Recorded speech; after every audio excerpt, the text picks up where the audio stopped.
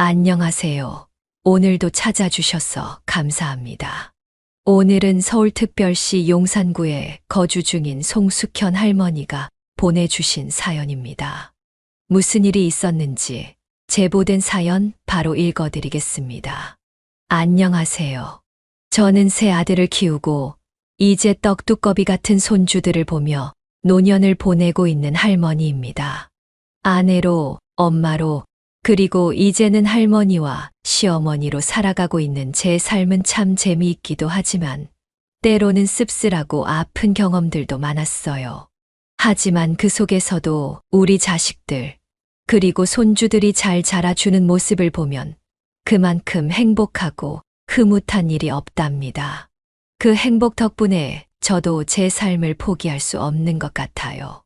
저는 일찍 결혼해 아들을 셋이나 낳았습니다. 딸도 하나 있었으면 좋겠다 생각했지만 그건 제 마음대로 되지 않더라고요. 그래도 우리 아들들은 정말 착하고 성실하게 자랐어요. 특히 남편을 많이 닮아서 그런지 셋 다 속이 깊었죠. 그 중에서도 첫째는 남편을 가장 많이 닮았어요. 항상 아빠를 따라다니며 아빠 하는 일을 돕고 많은 대화를 나누면서 자연스럽게 아빠를 닮아갔습니다. 첫째는 늘 아빠에게 이렇게 말하곤 했어요. 아빠, 저는 아빠가 세상에서 제일 존경스러워요. 아빠는 가족을 위해 힘들게 일하시면서도 우리를 지키려고 노력하시잖아요. 그래서 아빠가 자랑스러워요. 아빠가 제 아빠라서 너무 좋아요. 그 말을 들으면 남편도 늘 흐뭇하게 이렇게 답하곤 했습니다. 그래, 내 새끼답다. 너도 나중에 진정한 남자가 되어야 해. 진짜 남자는 자기 가족을 지킬 줄 알아야 하는 거란다. 나중에 너도 결혼하면 너의 아내와 자식들을 위해 최선을 다해 살아야 해. 그리고 만약 아빠가 없으면 너와 동생들이 엄마를 지켜야 하는 거야, 알았지? 그러면 첫째는 고개를 끄덕이며 말했죠. 당연하죠, 아빠. 아빠가 안 계시면 제가 동생들과 엄마를 지킬 거예요. 하지만 아빠가 오래오래 우리 곁에 있어야 해요. 아빠도 제가 지킬 거예요. 이런 대화를 들을 때면 제 가슴이 뭉클해지곤 했습니다. 남편과 첫째가 서로를 믿고 의지하는 모습을 보면 정말 눈물이 날 정도로 행복했어요. 하지만 그 행복은 오래가지 못했죠. 남편은 언제나 가족을 위해 열심히 살던 중 갑작스러운 교통사고로 세상을 떠났습니다. 첫째가 고작 19살 때였어요. 남편이 세상을 떠난 후 첫째는 아빠에게서 들었던 말을 그대로 실천하기 시작했어요.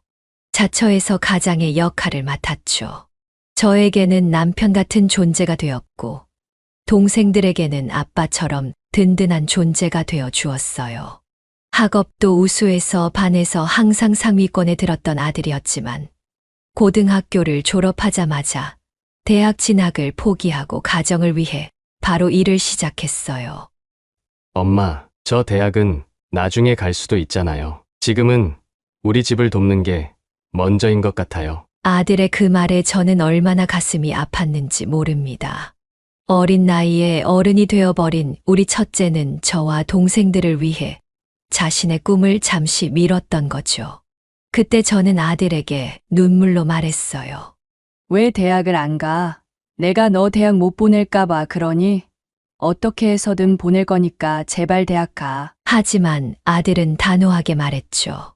요즘 세상에 돈 없다고 대학을 못 가는 건 아니에요. 저도 어떻게든 대학 갈 수 있어요. 그런데 제가 돈을 벌어야 동생들도 그렇고 엄마도 더 여유롭게 살 수 있잖아요. 저 대학 안 가도 괜찮으니까 제 선택을 믿어주세요. 아들의 말에 가슴이 미어졌지만 그의 결심이 너무나 확고했기 때문에 더는 말릴 수가 없었어요.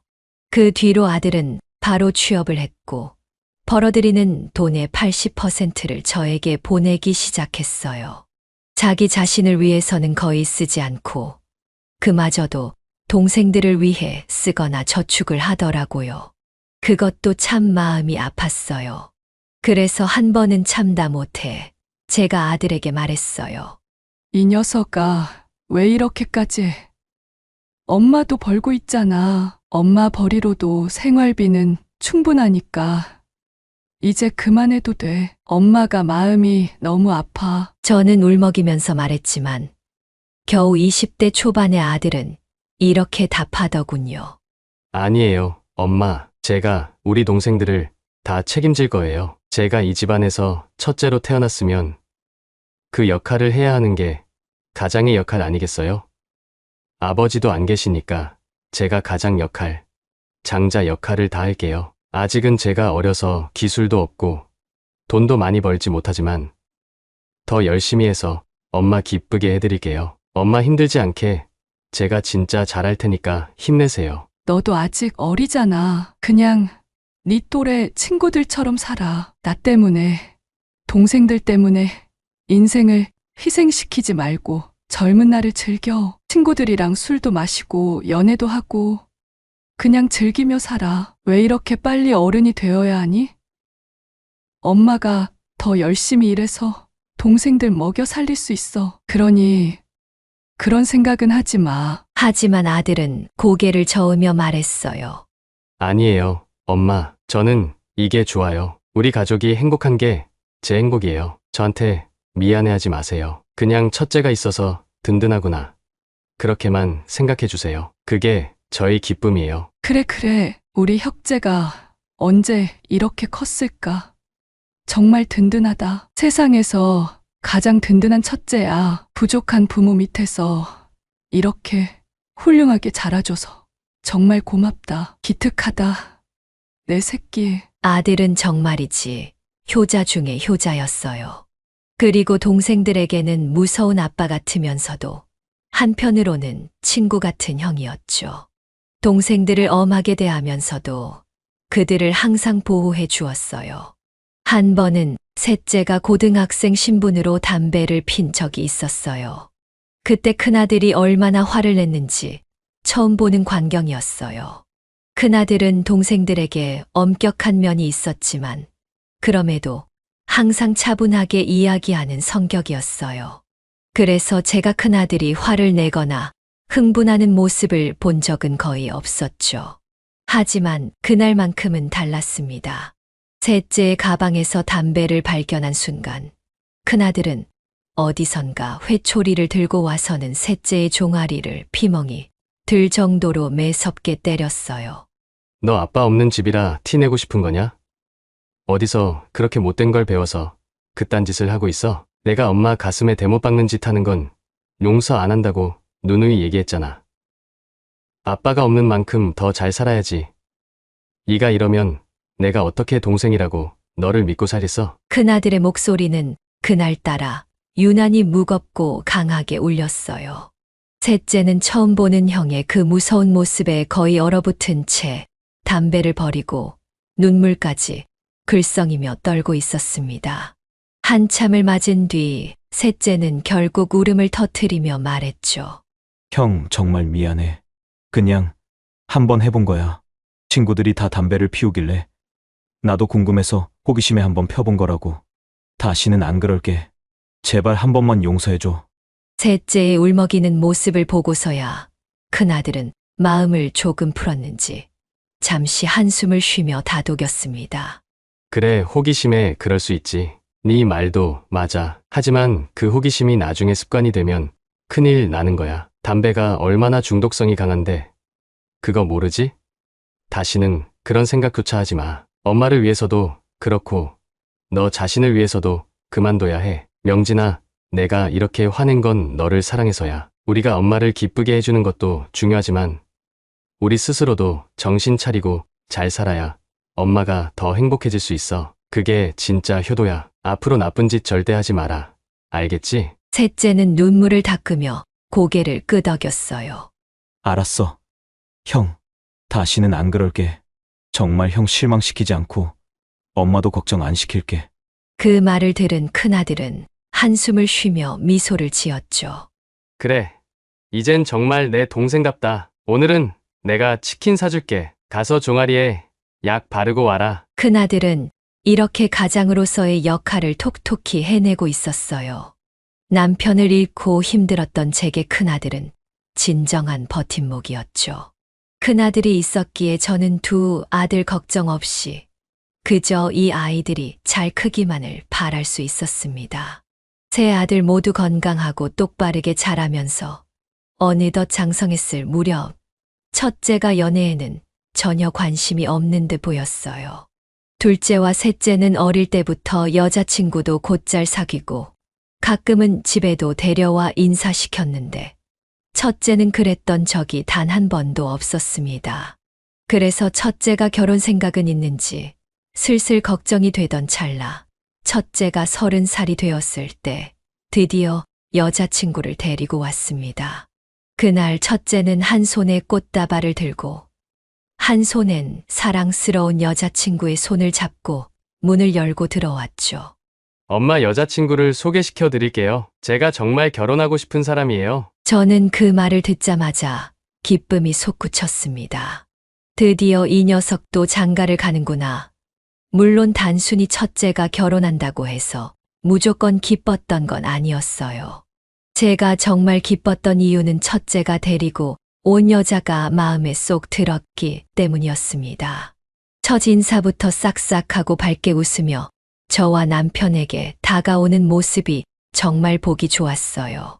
그 아이는 첫인상부터 참 예의 바르고 매너가 있었죠. 그리고 이야기를 들어보니 원래 항공사 승무원이 꿈이었다고 하더군요. 물론 그 시험에서 떨어지긴 했지만 그 당시 시험 준비를 하며 받았던 교육 덕분에 며느리는 항상 웃는 인상을 가지게 되었고 말도 예쁘게 할 줄 아는 사람이 되었더군요. 저는 그 밝고 따뜻한 웃음이 정말 좋았어요. 게다가 인성까지 훌륭해 보이니 더할 나위 없이 마음에 들었죠. 무엇보다 우리 아들이 그 여자를 정말 많이 좋아하는 것 같았고 그 여자도 우리 아들을 많이 아끼는 것처럼 보였기에 저는 마음이 놓였어요. 그래서 흔쾌히 결혼을 허락했습니다. 그렇게 두 사람은 결혼한 뒤 두 아들과 한 딸을 낳아 행복한 가정을 꾸려갔습니다. 며느리는 아이를 낳고 나서는 한동안 다니던 직장을 그만두었지만 아이들이 어느 정도 크자 결혼정보 회사의 커플 매니저로 다시 일을 시작했죠. 그때쯤 셋째 아들이 30살이 되었고 그 시기에 며느리가 셋째 아들에게도 좋은 인연을 소개해 주었어요. 그렇게 셋째까지 결혼하게 되어 저에게는 어느새 3명의 며느리가 생겼습니다. 둘째 아들은 어릴 때부터 스스로 공부도 잘하고 직장도 알아서 잘 잡았으며 연애도 차근차근 해내더니 결혼까지 순조롭게 해냈습니다. 큰아들이 결혼하고 얼마 지나지 않아 둘째도 며느리감을 데리고 왔을 때 저는 벌써 둘째 며느리까지 보고 있으니 마음이 한결 가벼워졌습니다. 그리고 마지막으로 셋째까지 장가를 보내고 나니 내 속에 있던 큰 짐들이 모두 내려가는 듯한 기분이 들더군요. 더 기쁜 건 며느리들끼리 사이가 참 좋았다는 거예요. 우리 첫째 아들이 가족의 가장으로서 역할을 훌륭히 해낸 것처럼 첫째 며느리도 집안에서 동서들을 잘 챙기며 다독였습니다. 명절이나 제사 때 가족들이 한자리에 모이면 첫째 며느리가 자연스럽게 중심을 잡고 일을 이끌어갔죠.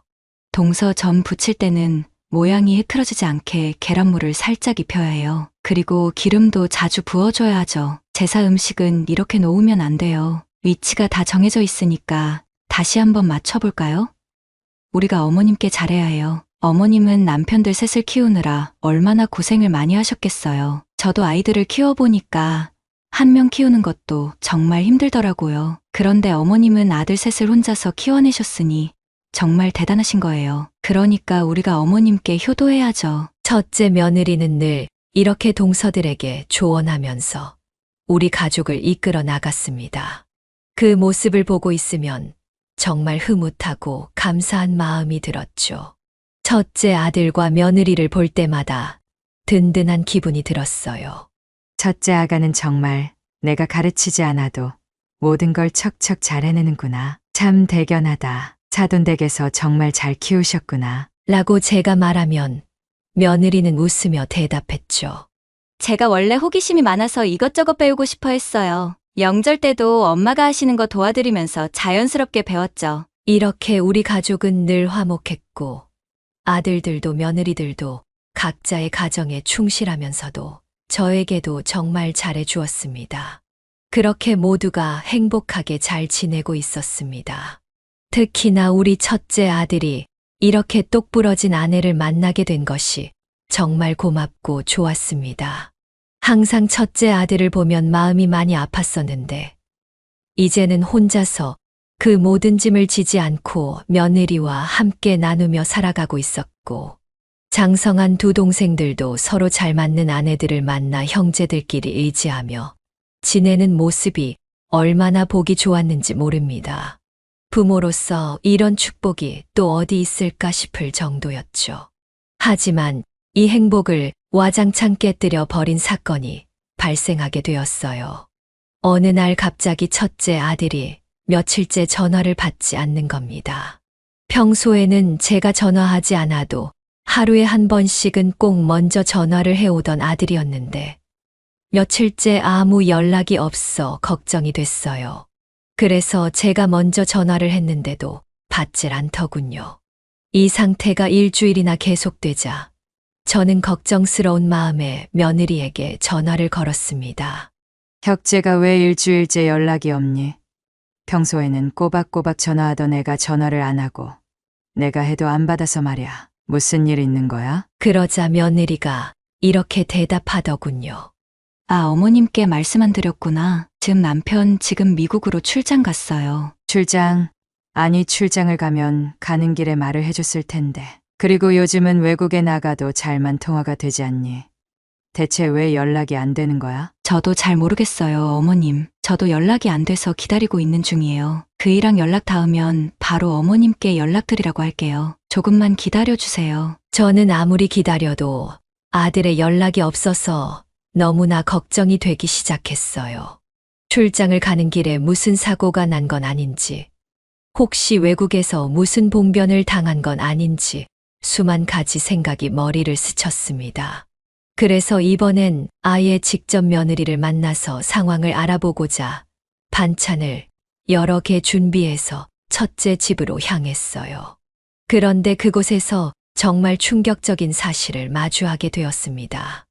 며느리가 집에 있을 시간이라고 생각하고 갔는데 집에는 3명의 손주들만 있을 뿐이었어요.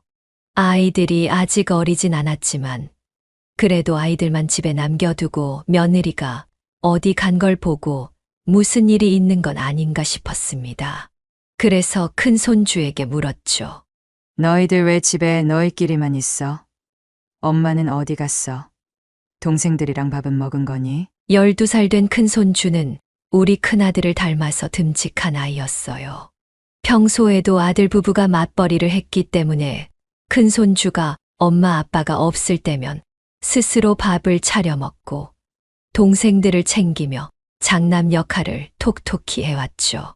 그래서 이번에도 그 아이에게 물어봤는데 첫째 손주는 고개를 도리도리 저었고 뒤이어 둘째와 셋째 손주도 힘없이 고개를 저었습니다. 아니 세상에. 아직까지 밥을 안 먹었단 말이야. 지금 시간이 몇 시인데. 엄마는 어디 가서 애들을 이렇게 놓고 있니? 시간은 벌써 8시가 넘어갔는데 손주들은 아무것도 먹지 못한 상태였습니다. 저는 너무 놀라서 얼른 부엌으로 가서 밥을 차렸습니다. 그날은 분명 휴일이라 며느리가 집에 있을 거라고 생각했는데 며느리도 없고 평소 손주들을 돌봐주던 사부인도 없어서 무슨 일이 생긴 게 아닌가 싶어 정말 불안해졌습니다. 아들도 연락이 안 되고 집안이 어떻게 돌아가는지 도통할 수 없는 상황에서 걱정이 밀려오더군요. 눈앞에 있는 아이들이 먼저였기에 급한 마음으로 아이들 밥을 차려줬습니다. 아이들이 밥을 다 먹고 나니 이제야 집안의 상황을 제대로 파악해야겠다는 생각이 들었어요. 그래서 둘째와 셋째 손주는 방으로 보내 숙제를 시키고 첫째 손주를 불러 앉혔습니다. 뭔가 알아봐야 할 것 같아서 말이죠. 현호야, 아빠가 왜 이렇게 연락이 안 되는지 알고 있니? 출장 가셨다는데. 언제 돌아오시는지 너 알아? 엄마는 어디 가신 거야? 일하러 가신 거니? 그런데 왜 외할머니도 안 오시고? 집안에 이렇게 어른이 하나도 없을까? 저도 모르게 걱정과 궁금증이 한꺼번에 밀려와 쏟아내듯 질문을 퍼부었어요. 그런데 손주가 내놓은 대답이 더 답답하더군요. 저도 잘 몰라요. 할머니, 뭐, 몰라. 아니, 아빠가 출장 가시면서 너희한테 말도 안 하고 가신 거야? 엄마는? 엄마도 어디 가셨는지 모르고? 손주는 고개를 숙이며 여전히 같은 말만 반복했어요.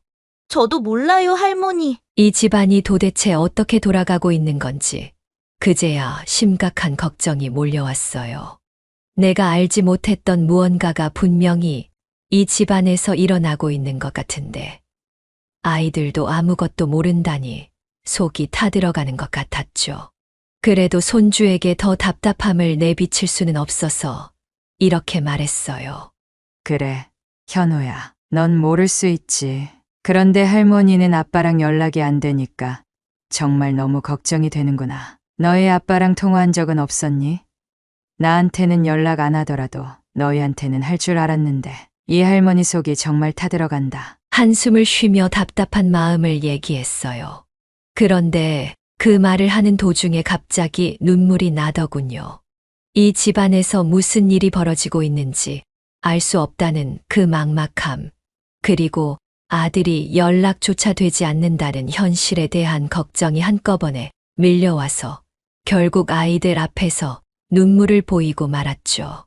그때 첫째 손주가 저를 보더니 저를 위로해 주려고 휴지를 가져다 주더군요. 그 작은 손이 휴지를 건네는 모습을 보면서 얼마나 마음이 찡하던지 저 때문에 손주도 슬퍼 보였어요. 그렇게 휴지를 받아들고 눈물을 훔치는데 첫째 손주가 뭔가 망설이며 말을 꺼내려는 걸 느꼈어요. 무슨 말을 하려고 하는지 궁금해져서 얼른 다독였죠. 현호야, 할머니 괜찮아. 할머니한테 뭐든지 말해도 돼. 무슨 일 있는 거지? 괜찮으니까 말해봐. 그런데 손주가 주저하며 이렇게 말하는 거예요. 할머니, 사실은요. 엄마가 말하지 말라고 하셨는데 할머니한테는 말해야 할 것 같아요. 그래. 현호야, 할머니한테 다 말해도 돼. 엄마한테도 비밀로 해줄게. 할머니가 너 다 이해할 테니까 어서 말해봐. 큰 손주의 입에서 무슨 얘기가 나올지 긴장하며 기다렸는데 그 말이 정말 충격적이었어요. 할머니, 엄마가 다른 남자를 만나고 있어요. 엄마가 가정을 배신했대요. 바람을 피운 것 같아요. 그 순간 너무 놀라서 아무 말도 할 수 없었어요. 손주가 계속 얘기하는데도 머릿속이 하얘지면서 그 말들이 현실처럼 느껴지지 않았습니다. 뭐, 바람을 피웠다고? 너의 엄마가? 네. 할머니, 저도 다 알아요. 바람이 뭔지도 알고 이혼이 뭔지도 알아요. 우리 집에서 엄마 아빠가 많이 싸우셨어요. 엄마가 바람 피웠다고 아빠가 말하는 걸 다 들었어요. 아이의 말을 들으면서 얼마나 큰 충격을 받았는지 모르겠어요. 그런데 그 다음에 들려온 손주의 이야기가 제 마음을 더 아프게 했어요. 엄마랑 아빠가 밤에 엄마가 바람 피운 것 때문에 크게 싸웠어요. 그 후로 아빠가 집을 나가셨고 아빠가 집에 안 들어오셔서 연락도 안 되는 것 같아요. 할머니, 저 아빠 보고 싶어요. 혹시 아빠한테 무슨 일이 생긴 건 아니겠죠? 엄마는 아빠가 집을 나간 걸 절대 할머니한테 말하지 말라고 했어요. 뭐라고? 아니, 너희 엄마가 바람 피운 걸 네가 알고 있는 걸 엄마도 알고 있으면서 그렇게 비밀로 하라고 한 거야? 너희 아빠가 나간 이유도 알고 있는데. 아니요.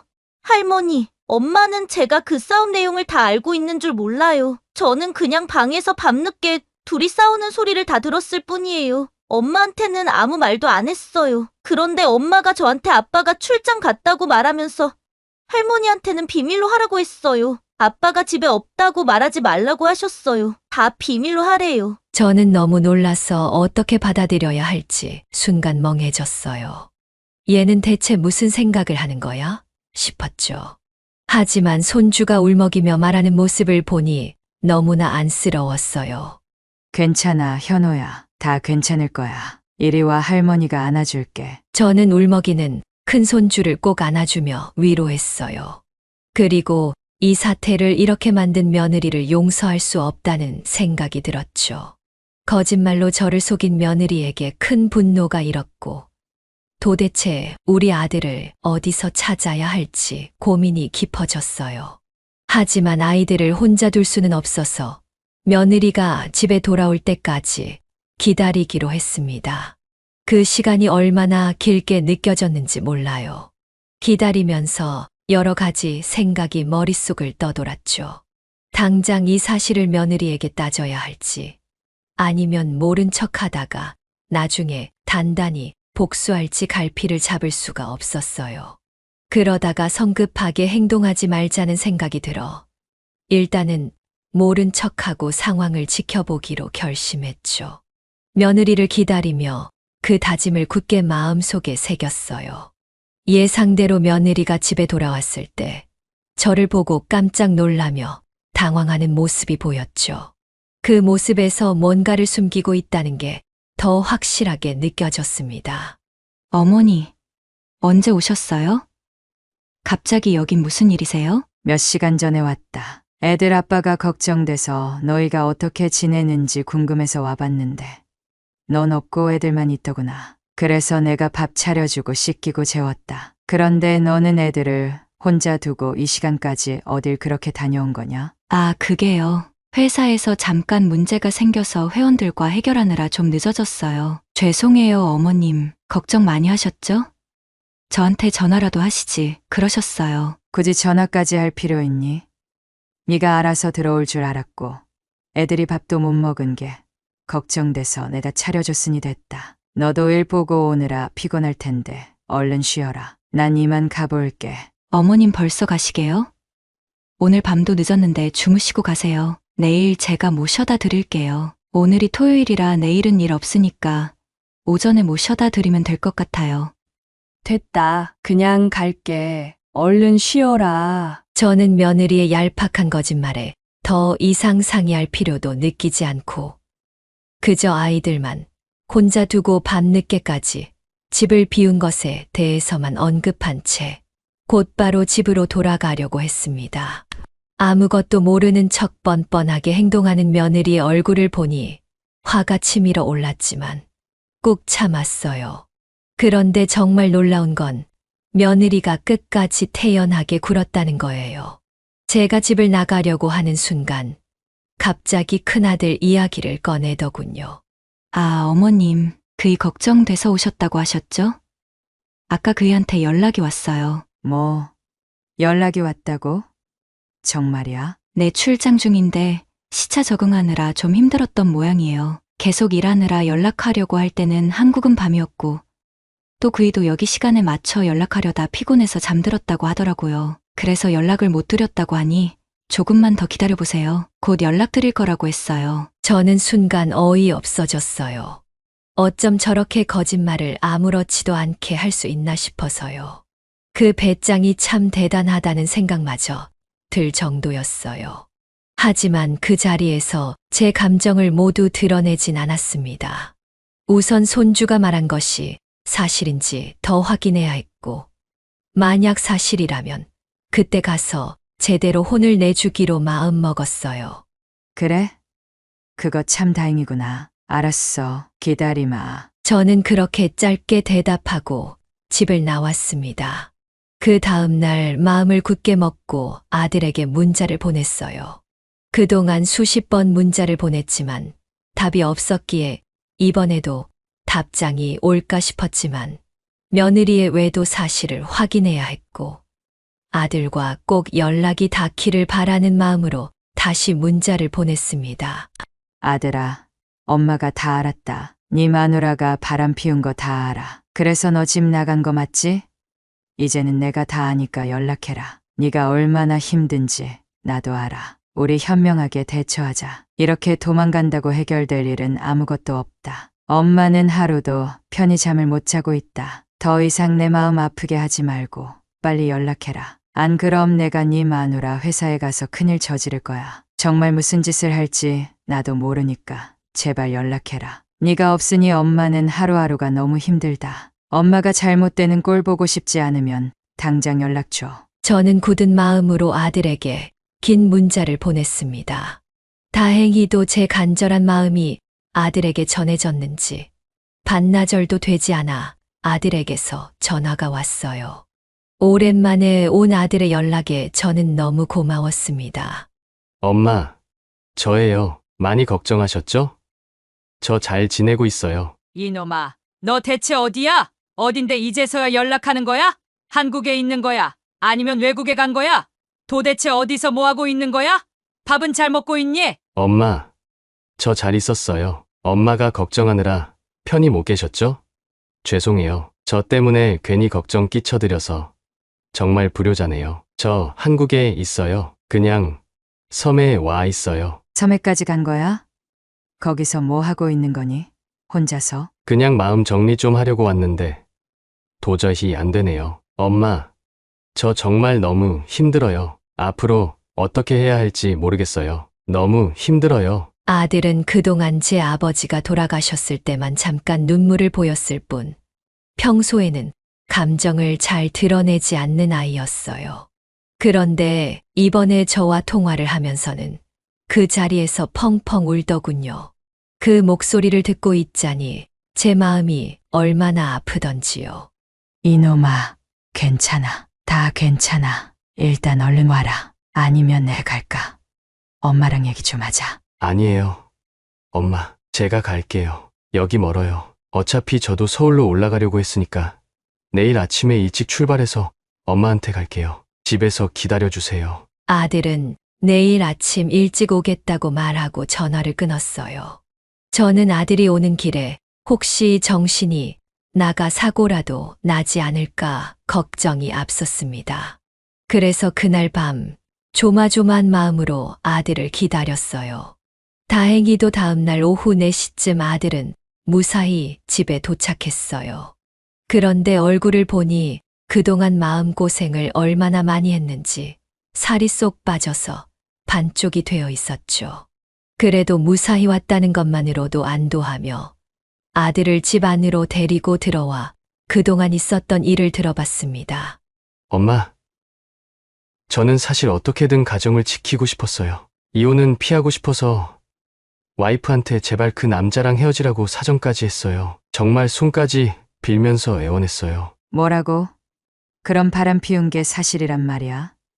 도대체 그 남자는 누구야? 네, 사실이에요. 애 엄마가 그동안 우리 모르게 다른 남자를 오래 만났어요. 그것도 자기 고객이랑요. 그 남자랑 바람 피우느라 애들도 제대로 신경을 안 쓰더라고요. 제가 제발 헤어지라고 부탁해도 말을 듣지 않았어요. 뭐라고? 그러면 애들, 엄마가 커플 매니저로 일하는 거기서 회원이랑 바람을 피운 거야? 네, 맞아요. 이혼한 사업가가 있는데 그 사람과 바람을 피웠어요. 말도 안 돼. 그런데 그걸 다 알고도 너는 애들 엄마한테 사정사정했다고? 가정을 지키겠다고? 네, 바보같이 들리죠. 하지만 애들 엄마가 바람을 피운다고 해서 제가 바로 이혼해버리면 우리 애들은 무슨 죄예요? 그게 애들한테 얼마나 큰 상처겠어요. 그래서 제가 다 용서해 줄 테니까, 모르는 일로 해줄 테니까 제발 그 남자랑 헤어지라고 했어요. 그런데도 싫다고 하더라고요. 이 바보 같은 녀석아. 왜 그렇게 미련하게 굴었어? 그냥 헤어지면 되는 거잖아. 네가 더 잘 키우면 되지. 마음 떠난 사람이 애들한테 잘할 것 같아? 애들도 그런 부모 보는 것보다 차라리 없는 게 나아. 저는 아들이 어떤 마음으로 며느리에게 간청했는지 너무 잘 알고 있었기에 그 얘기를 들으면서 마음이 더더욱 아팠습니다. 아들이 느꼈을 그 절망감과 상처가 그대로 전해져 오는 듯 했어요. 제 가슴이 정말로 찢어지는 것 같았죠. 엄마, 맞아요. 제가 정말 간절하게 부탁했었어요. 애들 생각해서 제발 그 남자랑 헤어져 달라고요. 제가 애들 얘기를 꺼내니까 그때는 잠시 정신이 드는 것 같았어요. 그래서 각서까지 썼어요. 각서까지 썼다고? 무슨 각서? 네. 제 손을 잡고 다시는 바람 피우지 않겠다고 약속했어요. 만약 또 그런 일이 있으면 재산도, 지금 살고 있는 집도, 그리고 애들 양육권까지 전부 포기하겠다고 했죠. 모든 걸 다 내려놓겠다고 각서를 썼어요. 그래서 그렇게까지 했는데도 또 그 남자를 만난 거야? 아들은 고개를 떨구며 답했습니다. 네, 엄마. 한 달도 안 돼서 그 남자를 몰래 다시 만나기 시작했어요. 진짜 이젠 제가 더 이상 어떻게 할 수가 없더라고요. 도저히 믿기지가 않아서 어떻게 그럴 수 있나 싶었어요. 저는 너무 충격적이어서 더 이상 말이 나오지 않았어요. 아니, 그러면 그걸 어떻게 알게 된 거야? 본인이 직접 말했어요. 저한테 이혼해달라고 하더군요. 이제 자기 인생을 더는 낭비하고 싶지 않대요. 진짜 사랑을 찾아가고 싶다고 하더라고요. 그 사람을 정말 사랑한대요. 그래서 저한테 이혼해달라고 했어요. 그 말을 듣는 순간 저는 아들의 얼굴을 멍하니 쳐다볼 수밖에 없었습니다. 이게 도대체 무슨 상황인지 믿을 수가 없었죠. 아들이 얼마나 힘들어했을지 생각만 해도 가슴이 먹먹했습니다. 아들은 그 충격에서 벗어나기 위해 혼자 2주 동안 떠나 있었던 거였어요. 그동안 저에게도 아무 말 못하고 자신도 어떻게 해야 할지 몰라서 머리가 너무 복잡했던 거죠. 사실 이 이야기를 들은 사람이라면 아들을 두고 바보 같다, 호구다라고 말할지도 몰라요. 하지만 저는 아들의 성격을 누구보다 잘 알고 있습니다. 아들은 늘 끝까지 가족을 지키려는 마음이 강했고 자기를 희생해서라도 가정을 유지하려는 사람이었어요.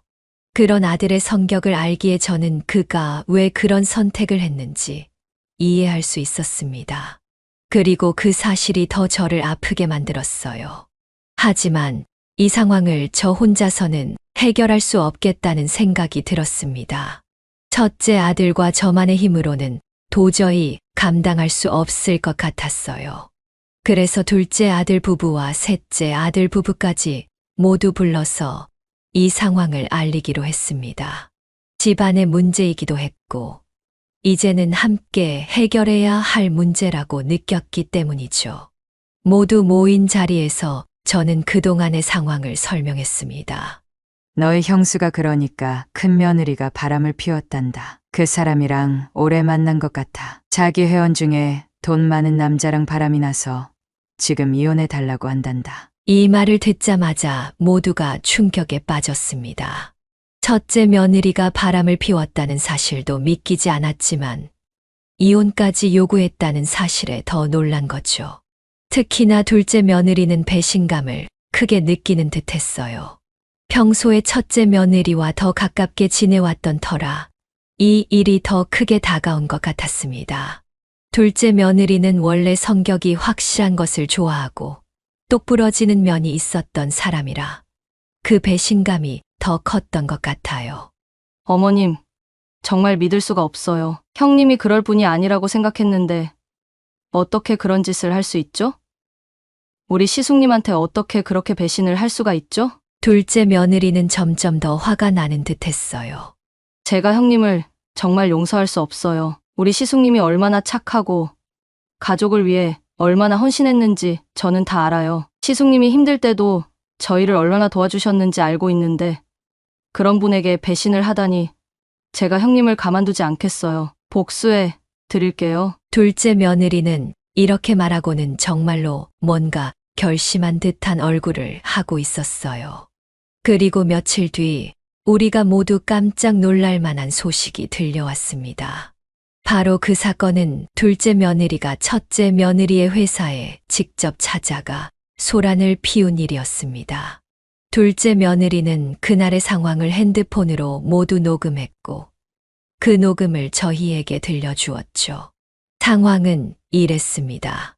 둘째 며느리는 회사에 찾아가 다짜고짜 첫째 며느리 이름을 부르며 큰 소리로 외쳤습니다. 야, 박서아! 당장 나와! 그 소리에 첫째 며느리가 화를 내며 나왔습니다.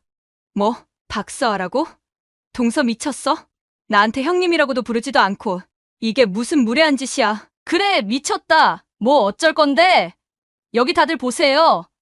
제가 할 말이 있어요. 여기 회사, 이런 회사였나요? 남자 회원들하고 바람 피우는 회사예요? 돈 많은 회원 꼬셔서 바람 피우고 새 시집 가는 커플 매니저가 일하는 곳인가요? 여기에 회원들이 그거 알고 가입하나요? 나 여기 고소할 거예요. 이 인터넷에 소문내서 다시는 불쌍한 회원들 피해 못 보게 할 거라고요. 둘째 며느리는 사무실에서 첫째 며느리와 신경전을 벌이며 소리를 질렀습니다. 그때 높은 직책에 있는 것으로 보이는 사람이 다가와서 물었죠. 무슨 일이신가요? 뭔가 알고 이렇게 말씀하시는 거죠? 저희 쪽 직원하고 문제가 있으시면 여기서 이러지 마시고 저하고 얘기하시죠. 제대로 말씀해 주세요. 저희는 그런 회사가 아닙니다. 아, 당신이 책임자세요? 그럼 직원 교육 좀 제대로 시키세요. 이 박수아 씨가 제 형님 되던 사람인데 지금 우리 시숙을 두고 돈 많은 회원이랑 바람이 나서 이혼해달라고 난리예요. 이게 말이 되나요? 여기 직원들이 다 이런 건 아니죠? 우리 시숙은 지금 제대로 먹지도 못하고 힘들어하는데 이 사람은 애들도 팽개치고 이혼해달라고 하고 있어요. 둘째 며느리가 말하자 그 높은 직책의 사람이 큰 며느리에게 물었습니다. 서아 씨, 이거 사실인가요? 내가 지금 대화 들어보니 맞는 것 같은데. 우리 회사는 회원하고 엮이면 안 된다고 교육한 거 기억하시죠? 그러자 첫째 며느리가 뻔뻔하게 대답했죠. 아니, 그게 꼭 그런 건 아니에요. 우리도 사람인데 회원들 중에서 마음이 맞으면 만날 수 있는 거잖아요. 뭐라고요? 마음이 맞으면 회원이랑 만날 수 있다고요? 당신이 이런 짓을 할 줄 알았으면 우리가 처음부터 뽑지도 않았을 겁니다. 기다려요. 박수아 씨, 문제가 된다면 우리 회사 손해배상 청구할 겁니다. 결국 그날로 큰 며느리는 회사에서 해고됐고 회사로부터 고소까지 당하게 되었습니다. 회사 측도 이미지 타격을 우려해 일부 책임을 인정하고 우리 쪽에 손해배상을 해주기로 했습니다. 그 과정에서 회사는 더 이상 이 일이 외부로 퍼지지 않도록 하기 위해 합의금을 제안했죠. 5천만 원이라는 거금을 주면서 우리에게 소문을 내지 말아 달라고 요청했습니다. 결국 우리는 목표했던 큰며느리에게 복수를 달성했기에 회사의 입장을 받아들이기로 했습니다. 그 이후로는 우리 가족과 큰며느리 사이에 본격적인 싸움이 시작되었습니다. 큰아들은 결국 며느리와의 이혼을 결심하게 되었어요. 사실 그 전까지 큰아들은 어떻게든 가정을 지키려고 노력했죠. 하지만 며느리는 사건이 터진 후에도 전혀 정신을 차리지 못하고 오히려 더 뻔뻔하게 행동했어요. 결국엔 짐을 싸서 집을 나가버리더군요. 그제서야 큰아들도 상황의 심각성을 완전히 깨닫고 저에게 찾아와 말했습니다. 엄마, 이제 정말로 정신 차렸어요. 애들 엄마가 이렇게 도망가는 걸 보니 더 이상 우리 아이들 엄마로서 자격이 없다는 걸 깨달았어요. 이번에는 제대로 복수할 겁니다. 예전에 제가 각서 받았던 거 기억하시죠? 다시 한번 바람 피우면 전 재산과 양육권을 포기한다고 했던 그 각서요. 제가 그거 공증까지 받아놨었거든요. 이젠 그 각서를 가지고 이혼을 진행할 거예요. 그리고 위자료도 꼭 받아낼 겁니다. 큰아들의 결심이 확고하다는 걸 느낄 수 있었어요. 그동안 아들이 며느리에게 얼마나 애원하고 간청했는지, 가정을 지키려고 얼마나 노력했는지를 알기에 그 순간만큼은 제가 더 이상 말릴 이유가 없다고 생각했습니다. 그렇게 큰아들은 며느리와 이혼 소송을 준비하게 되었고, 며느리와 그녀가 만난 상간남에게서 위자료를 청구하기로 했어요. 물론 이 과정은 쉽지 않았고 치열한 법적 다툼이 이어졌죠. 소송까지 가는 동안 많은 갈등이 있었고 아들도 여러 번 지치고 힘들어했지만 끝까지 포기하지 않았습니다. 상간남은 성공한 사업가였는데 그 사실을 알게 된 아들은 그 사람의 직장까지 찾아가 직접 복수를 결심했습니다. 아들은 그 사업가의 사무실에 페인트를 들고 찾아가서 사무실 입구에 큼지막하게 글을 써놓았어요. 가정 파탄 낸 대표님, 얼마나 행복하게 잘 사나 보자. 흘길 걷길 바란다. 이 글을 찍은 사진을 저희에게 보여주면서 말했죠. 엄마, 제가 이렇게까지 해야 하는 건지 모르겠지만, 이 사람한테는 이 정도는 해줘야 한다고 생각했어요. 그 글이 직원들 사이에서 빠르게 퍼졌고, 결국 회사 내에서 큰 소문이 돌기 시작했어요. 그 여파로 사업에 큰 지장이 생겼다고 들었습니다. 대표는 결국 더 이상 참지 못하고 직접 제 아들을 찾아와 사과했습니다. 그러면서 이렇게 말하더군요. 위자료보다 더 큰 돈을 줄 테니 제발 회사에 와서 이런 행패를 부리지 말아주세요. 회사 이미지가 손상되면 저희도 큰 피해를 보니까요. 아들은 이 제안을 받아들였습니다. 위자료보다 더 큰 금액을 받기로 하고 그 상간남에게 복수를 할 수 있었죠. 그렇게 상간남과의 문제는 어느 정도 해결되었습니다. 며느리 역시 위자료를 지급하면서 더 이상 얽히지 않겠다는 의사를 밝혔고 완전히 인연을 끊게 되었어요. 사실 마음 같아선 더 큰 복수를 하고 싶었어요. 며느리와 상간남이 저희 가족에게 끼친 상처와 피해를 생각하면 이 정도로는 턱없이 부족하다는 생각이 들었죠. 하지만 큰아들은 현실적으로 생각했습니다. 결국 아이들을 위해 돈을 모으고 더 이상 시끄럽게 얽히지 않는 쪽이 더 나을 거라고 판단한 거예요. 그래서 합의금과 위자료를 받는 쪽으로 결론을 내렸습니다. 큰아들은 결국 합의금을 받는 대신 이 사건을 외부에 더 이상 알리지 않기로 했어요. 며느리와 상간남이 받은 벌은 적지 않았고 우리 가족도 이 일로 인해 더 이상 큰 피해를 받지 않도록 상황을 정리한 거죠. 큰아들은 애들 엄마와 빠르게 이혼 절차를 밟았고 상간남과의 악연도 그렇게 빨리 정리되었습니다. 그 후로 큰아들과 손주들은 저희 집으로 와서 함께 살게 되었습니다. 그 집안 문제는 모두 정리하고 손주들 셋을 데리고 저희 집에서 살게 되었는데 이상하게도 아이들 셋 모두 엄마를 보고 싶어 하지 않더군요. 도대체 그동안 엄마가 애들한테 어떻게 했길래 엄마를 그리워하지 않는지 궁금하고 답답할 따름이죠. 그동안의 일들을 다 알 수는 없지만 그래도 지금은 저희 집에서 잘 적응하고 있는 손주들을 보니 마음이 한결 놓입니다. 제 아들 녀석도 상처받은 마음을 잘 회복해서 지금은 예전처럼 성실하게 살아가고 있어요. 문제는 며느리였죠.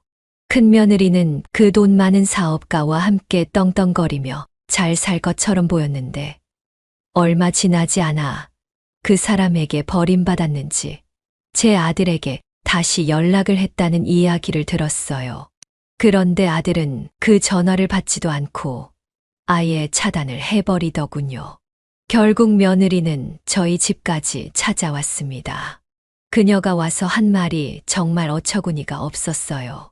어머니, 제가 진짜 미쳤었나 봐요. 정신이 나갔었나 봐요. 제발 한 번만 우리 애들 보게 해주세요. 애들이 너무 보고 싶어요. 저는 기가 차서 말했죠. 그래, 너 미쳤어. 미쳤으니까 그 짓을 하고도 이렇게 뻔뻔하게 나왔겠지. 됐다. 너한테 보여줄 애들도 없고 애들도 너를 보고 싶어 하지 않는다. 그러니까 당장 꺼져. 한 번 더 찾아오면 머리 다 밀어버릴 줄 알아. 그리고 경찰에 신고할 거니까 다시는 오지 마. 저는 큰 며느리를 받아줄 수 없었고 매몰차게 내쫓았습니다. 가정도 아이들도 버린 큰 며느리가 용서될 리 없었죠. 그래서 단호하게 보냈습니다. 그 이후로 큰 며느리는 완전히 신세가 기울었는지 양육비도 보내지 못하는 상황이 되었더군요. 그 모습을 보면서 사람이 미련하게 살면 안 된다는 걸 다시 한번 깨닫게 되었어요.